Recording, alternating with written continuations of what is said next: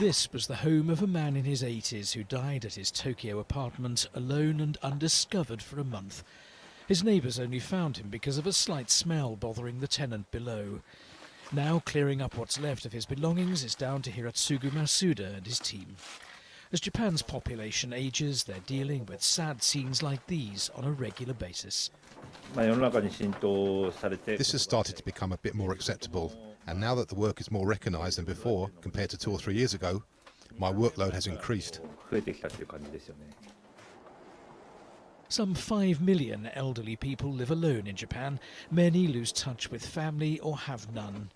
Looser family ties also play a part in a country where they're traditionally valued. Officials estimate 40,000 so-called lonely deaths happen in Japan. They say that could rise to 100,000 in a decade. The landlady of the man who died here says she's horrified by what's happening. There are those who die alone even though they have children. I think that's even more shocking, and I didn't think it would happen here. But when it did for the first time, that's when I first realized what sort of things all this entailed.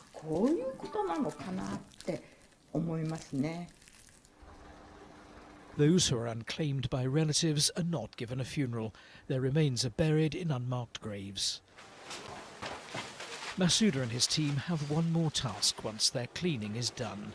They place incense and flowers where the body was found, and a photo of their latest lonely death case where his head had lain. It's a human touch in a business where dealing with the aftermath and the afterlife has an increasingly sad but profitable future.